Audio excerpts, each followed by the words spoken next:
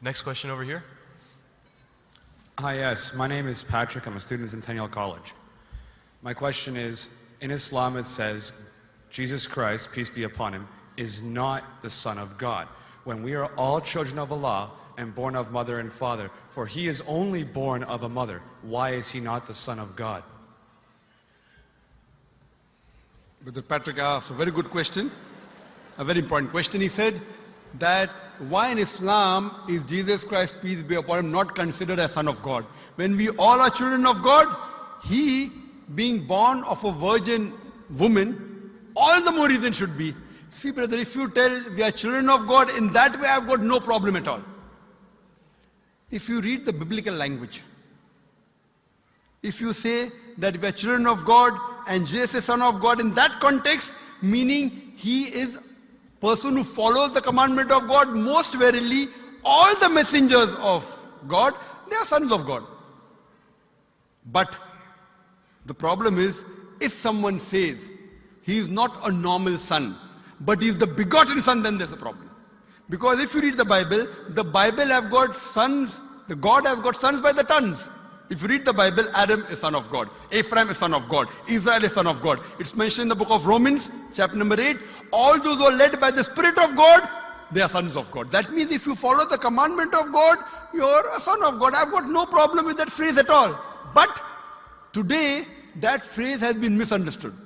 You know, for example, if a young son asks me a question, I said, Beta, son, it's a very good question. He won't mind because I'm elderly, you know. But if I say that begotten son, that means I'm insinuating him.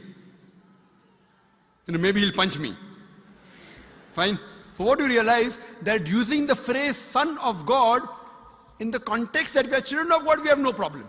So in that context, all the human beings who follow the commandments of God can be called children of God, no problem. But what the Christian says, that no, Jesus Christ, peace be upon him, is not a normal son. And he quotes Gospel of John, chapter number 3, verse number 16. For God so loved the world that he gave his only begotten son. Whosoever believeth in him shall not die but have everlasting life.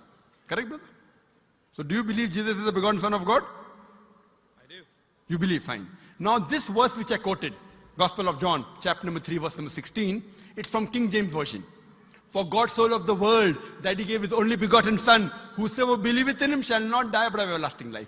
Now when you read the Revised Standard Version of the Bible, revised by Thaidu scholars, Christian scholars of the highest eminence, backed by 50 different cooperating Christian denominations, they say that this word begotten is an interpolation, it's a fabrication, it's a concoction, it's an adulteration. Who's saying? Not Muslims, not Hindus.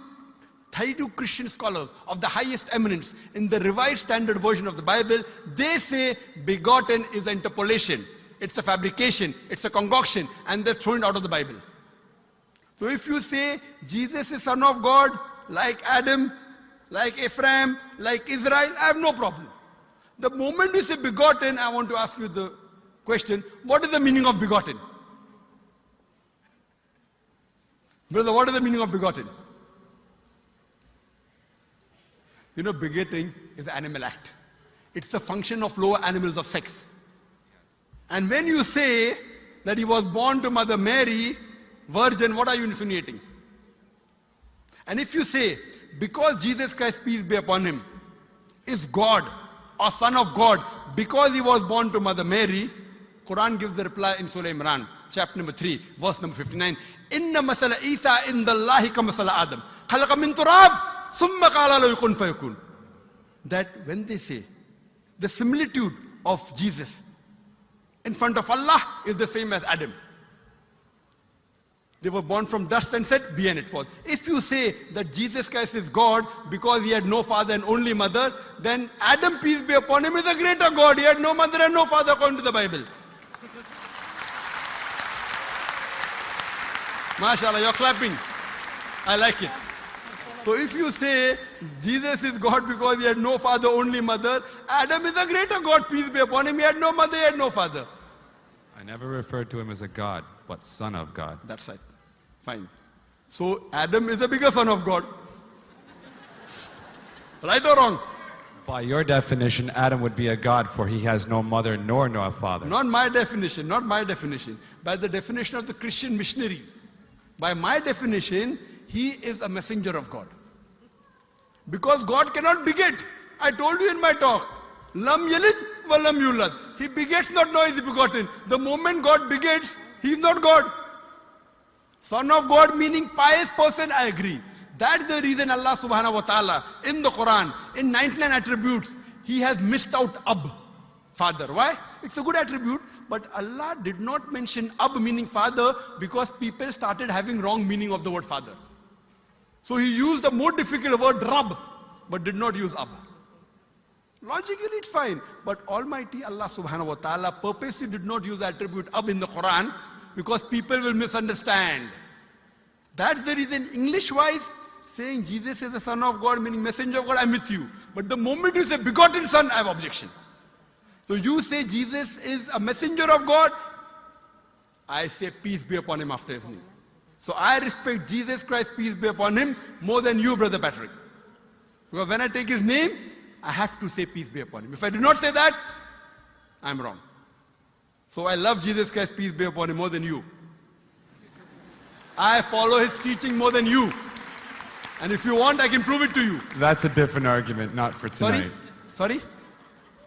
That's a different argument and not for tonight. Okay, fine. I'll give you a few things. Jesus Christ, peace be upon him. Fine? If you read the Bible, he was circumcised on the 8th day. Fine? Majority of all the Muslims are circumcised, the Christians aren't.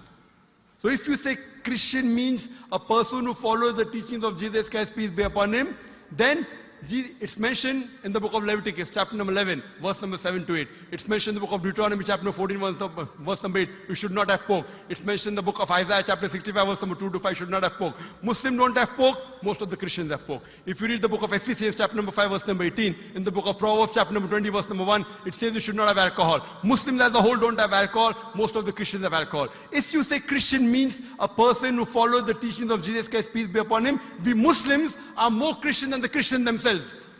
We love him. We respect him. If you say, I love Jesus Christ, peace be upon him, but don't follow his teachings, your love is false. We, therefore, mashallah, I love Jesus Christ, peace be upon him, more than most of the Christians. Because I follow his teachings, I respect him, I revere him. And Jesus Christ also said, in the Gospel of John, chapter number 16, verse number 11 to 14, I have many things to say unto you, but ye cannot bear them now. For he, when the Spirit of truth shall come, he shall guide you unto all truth. He was talking about Prophet Muhammad to come. So Jesus Christ, peace be upon him, said, you have to believe in the last and final messenger, Prophet Muhammad sallallahu alaihi wasallam. So even that way I'm following Jesus Christ, peace be upon him. I believe in Prophet Muhammad. Do you believe in Prophet Muhammad as the messenger of God? I do. MashaAllah. Now you're more closer to... Allahu Akbar. Allahu Akbar. Subhanahu wa ta'ala. Now he wants to say the shahada, and then we will move on and say ashhadu an la ilaha illa Allah